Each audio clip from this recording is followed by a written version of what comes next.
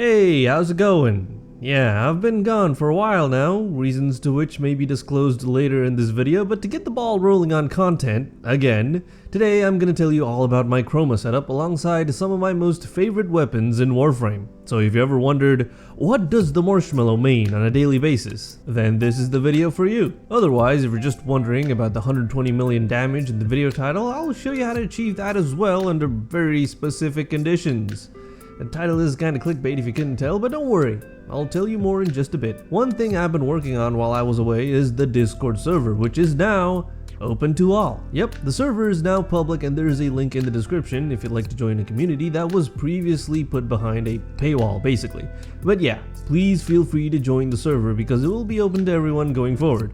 Now, back to the video. A couple of disclaimers before we get into the nitty and gritty. I did actually achieve that 120 million per hit with a Play Kiwar Zaw plus Exotic Contagion plus maybe a buff or two alongside Vex Armor on Steel Path Disruption against infested enemies.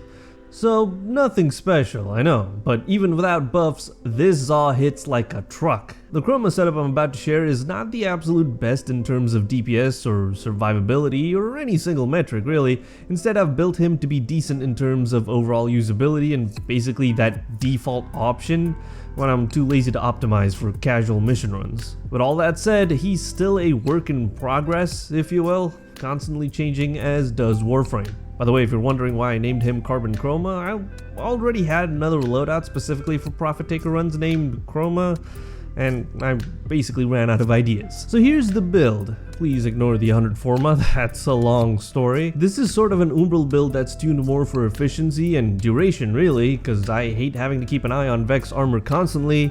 A duration of about 41 seconds on that thing makes it far more manageable. And to make up for the strength deficit, I put on energy conversion, which in combination with Death Cube Prime's energy generator means I get 275% strength on my Vex Armor casts. Sometimes. It's not perfect, but it is more than good enough for me. And of course, to complete the build, primed sure-footed. Best mod in the game. Oh, quick note on Subsumed Abilities. I used to have Ember's Fire Blast in place of Spectral Scream, but it really needed way more ability range than I was willing to allocate on my build to be effective, so I switched to Empower, which gives 50% extra ability strength on the next ability cast, potentially pushing Vex Armor up to 325% strength, and because my build is tuned more for efficiency, Empower costs just 10 energy, so I get all the power strength and all the efficiency. That's great. Admittedly, this really is the work in progress part of the build right now. Currently, I don't feel like there's any other ability that would mesh well with my current setup for Chroma for how I play him, so I'm probably gonna stick with Empower for the time being. Time for weapons. Obviously, I mained the Kuva Brahma. Even with past nerfs, this thing feels a little wrong to use if you know what I mean.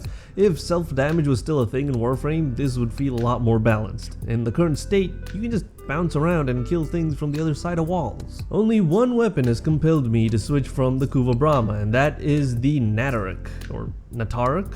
Natarik? Unfortunately, the arrows don't explode on impact or deal AoE damage, but whatever damage that is dealt on direct hit is massive. Would obviously be devastating for eliminating single targets or bosses like the Sergeant. But really, the Kuva Brahma is enough for most of what this game has to offer, which is why I still use it most of the time. Though if I find myself in need of precise shots, I almost always turn to the Rubico Prime.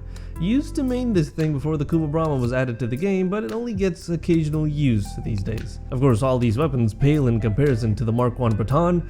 If you know, you know. Moving on to secondaries, for a long time I've used a Rattleguts kit gun setup as it did most of what I wanted, which was to be lethal of course, but also to counter nullifiers. It was great, but always lacked in terms of damage output, even with the Riven. And after failing a perfect run of Steel Path Disruption on Kuva Fortress one day, I was finally convinced to move on to a Kuva New Core. This thing recently got a nerf in terms of how many enemies could be chained for the status spread, I believe, but it's still crazy powerful. Now, don't get me wrong, I'm not asking for stronger nerfs here, I'm just saying that it's still a pretty damn good weapon. Finally, for melees, I main the Typedo Prime with a Riven for like 99% of the time, and for great reasons. It's fast, it deals a ton of damage, and is one of the few weapons or weapon types that still allows for this style of slide attack. This is the most important thing to me. I ain't got time for chaining combos together, just let me turn into a blender if it means the mission gets done faster. But sometimes even the Type Prime just doesn't cut it for burst DPS, and for those times where I need damage numbers the size of the